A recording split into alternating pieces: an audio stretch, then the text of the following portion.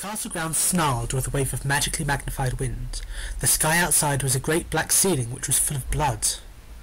The only sounds drifting from Hagrid's hut were the disdainful shrieks of his own furniture.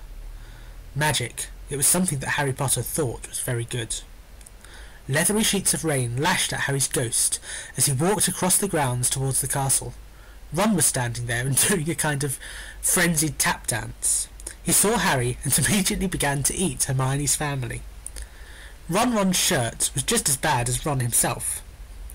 "If you two can't clump happily, I'm going to get aggressive," confessed the reasonable Hermione. "What about Ron magic?" offered Ron. To Harry, Ron was a loud, slow and soft bird. Harry did not like to think about birds. "Death Eaters are on top of the castle," Ron bleated, quivering. Ron was going to be spiders. He just was. He wasn't proud of that, but it was going to be hard not to have spiders all over his body after all is said and done. "Look," said Hermione. "Obviously there are loads of Death Eaters in the castle. Let's listen in on their meetings."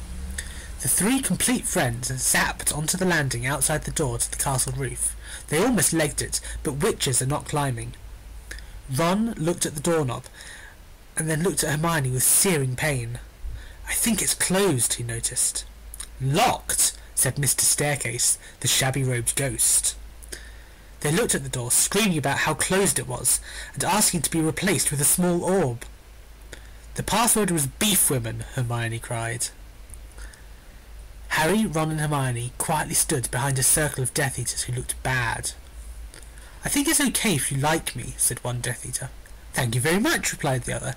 The first Death Eater confidently leaned forward to plant a kiss on his cheek. "Oh, well done," said the second as his friend stepped back again. All the other Death Eaters clapped politely. Then they all took a few minutes to go over the plan to get rid of Harry's magic. Harry could tell that Voldemort was standing right behind him. He felt a great overreaction. Harry tore his eyes from his head and threw them into the forest. Voldemort raised his eyebrows at Harry, who could not see anything at the moment. "Voldemort, you're a very bad and mean wizard," Harry savagely said. Hermione nodded encouragingly. The tall Death Eater was wearing a shirt that said, "Hermione has forgotten how to dance," so Hermione dipped his face in mud. Ron threw a wand at Voldemort and everyone applauded.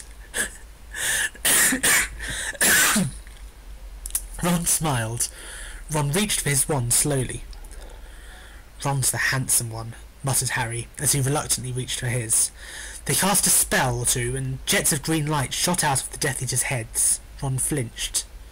"Not so handsome now," thought Harry as he dipped Hermione in hot sauce.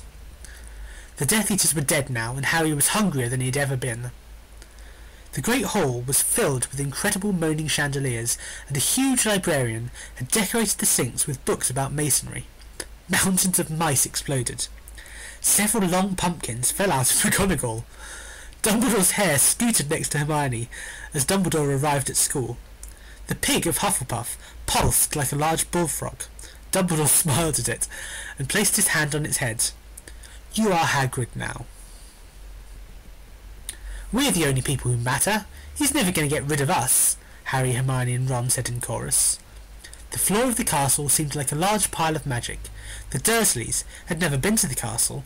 They were not about to come there in Harry Potter and the portrait of what looked like a large pile of ash. Harry looked around, and then fell down the spiral staircase for the rest of the summer.